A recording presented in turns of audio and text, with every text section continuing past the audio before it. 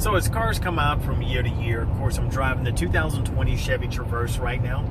This is a Premier, but when cars come out year to year, one of the things that people always consider is, what is the manufacturer doing to keep you safe on the road behind the wheel? Now for those of us that, we may tend to go a little bit above the speed limit, I want to turn it around and show you, because the Traverse here will change and show you the speed limit, which is next to your digital speed. That is so helpful because I can look down in one area, to the left the speed limit, and then to the right the digital speed. Now I'm going to turn you around because I'm going to show you how quick it takes place.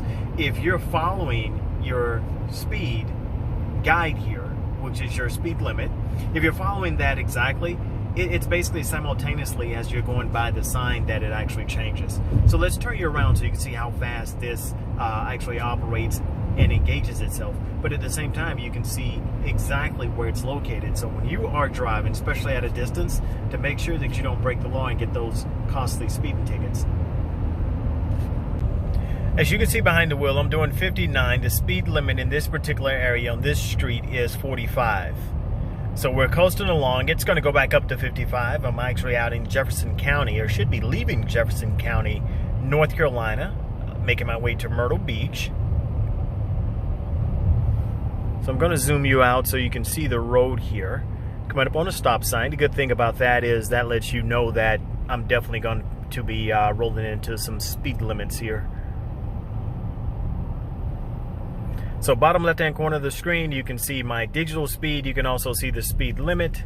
You can see my speed, which is the analog. And then, of course, you'll be able to see the street sign as well. And just keep your eyes right here. So there is the sign there. You can see that. And bam, switched.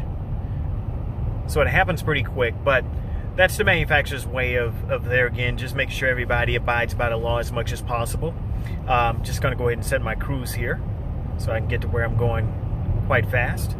But you can see exactly how fast that flipped, and you were alerted of that change in the speed limit by using the digital screen behind the wheel here.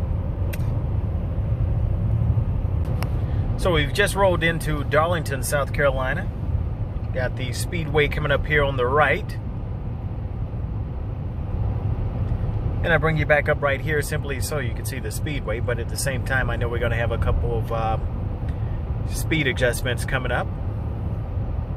So as you can tell, we are on 55 right now.